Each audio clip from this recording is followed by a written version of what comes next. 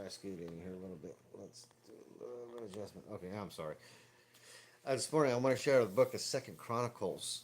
Found a verse that's really giving me a bunch of encouragement today. Uh,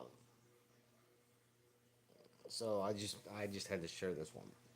But it's in chapter 16 and it's verse 9.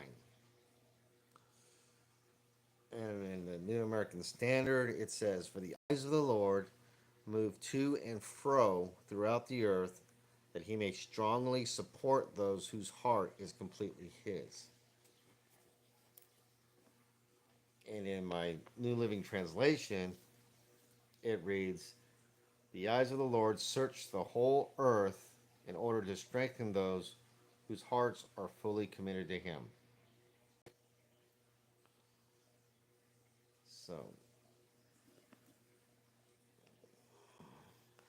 and this is just part of the verse. The complete verse in the New American Standard uh, says, "You have acted foolishly in this. Indeed, from now on, you will surely have wars." So basically, the verse is the prophet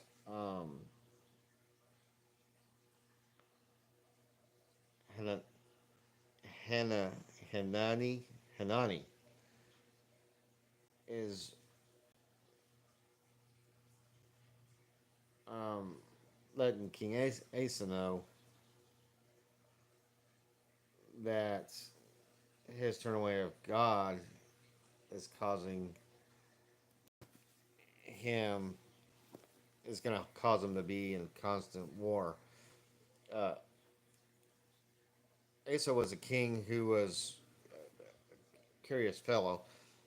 He started great, following the Lord, obeying the Lord, but as the more success he got, he became arrogant, prideful, to the point where he didn't think he needed the Lord anymore for any help. He relied on his own merits and his own uh, power, power which, by the way, God had given him. And so he started to turn away from the Lord and depending on himself. Um, but yeah, so and the first verse and the full verse in my New Living Translation says, the end of that verse says, "What a fool you have been! From now on, you will be at war." But so I probably should have included all that.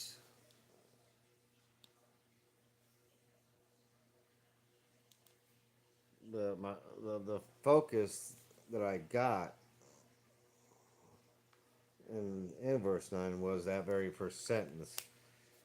You know, God is constantly on the search for those who have given their lives totally to Him, so that He may support them and strengthen them, and not in just general means. We're talking in ways that are undescribable, you know, miraculous support, miracle worthy support. Um, like I said at the start, I was talking about how Asa was following after God and seeking his help. But one of the very first things that Asa had done was that the king of Ethiopia was coming to attack him, and the king of Ethiopia had like 1 million soldiers, and he had like, I don't know, 300 some odd chariots or something like that. And Asa had, not even a third of that in his army. And all he had was just the army, not chariots, nothing like that. He called out upon the Lord to fight for them, because at that time when Asa was young, he fully was committed to God, and God saw that Asa at that time and was fully committed to him. I mean, he had torn down a bunch of the uh, idols and pagan places of worship and all that stuff when he became king. He brought Judah, or was it Israel? He brought his people back to God, and God greatly supported him and gave the Ethiopian army into his hands. I mean, he just decimated them. Um, and the more that Asa relied on God, the more God supported him. But the trouble with Asa is that he became, like I said, arrogant and cocky, and was beginning to believe that it was him and his army doing the victories, and he started pushing God away. And so Hanani came about to let Asa know that,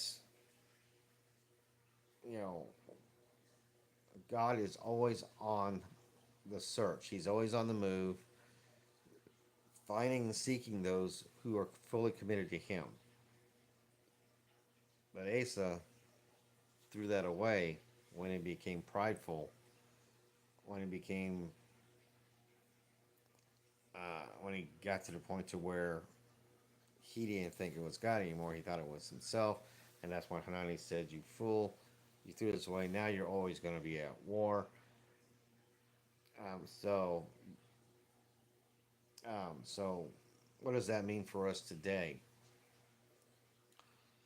Um, any situation that we're going through, if we full heartedly seek the Lord for help, for advice, for guidance, for instruction, He will not fail us. He will give us more support than we will ever need to get through with what we're going through. He gives us a supernatural support, one that nothing on this earth could even come close to satisfying the need that we have in order to get through what we're going through. But if we become arrogant or prideful in thinking that we can handle things on our own, forgetting what the Lord had done for us, then we're going to be in a constant battle, a constant struggle, and in constant hardship until we humble ourselves again, confess our prideful sin, and then repent from it and seek the Lord again. Asa's problem is that he never could bring himself to humble himself back down to God.